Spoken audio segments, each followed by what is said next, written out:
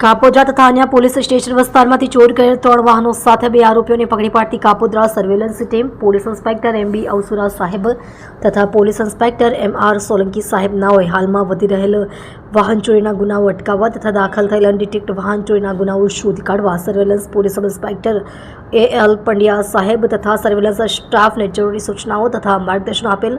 જે સૂચના અને માર્ગદર્શન હેઠળ surveillance police inspector AL Pandya નાઓએ સર્વેલન્સ સ્ટાફના પોલીસ માણસોની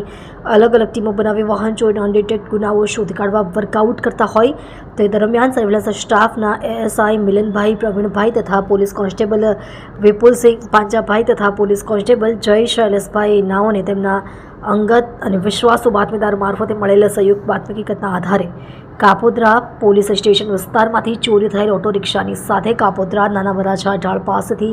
2 ઇસમોને ચોરીની ઓટો રિક્ષા સાથે પકડી પાડેલ અને સદરહું ઇસમોની વધુ પૂછપરછમાં તેણે અગાઉ 2 વાહનો ચોરી કરેલ હોવાની હકીકત જણાવતા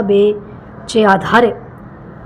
બંને આરોપીને સાથે રાખીને ચોરી કરેલ જગ્યાએથી ખરાઈ કરતા નીચે મુજબના ગુનાના તથા બનાવના કામે ચોરીમાં સંડોવાયેલ હોવાનું જણાવેલ।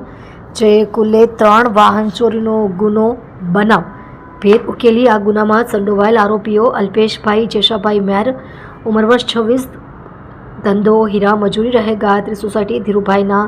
હીરાના ખાતામાં કાપોદ્રા સુરત મૂળ વતન નાની કુંડળ બાબરા અમરેલી મુકેશભાઈ અમરશીભાઈ દેવી પૂજક ઉંમર વર્ષ 30 ધંધો હીરા મજૂરી રહે ઓમસાઈ રેસિડેન્સી ગ્રાઉન્ડ ફ્લોરમાં રૂમ નંબર 1 ભાડાની રૂમમાં શુગર ફેક્ટરી પાસે સાયણ સુરત મૂળ વતન નાની કુંડળ બાબરા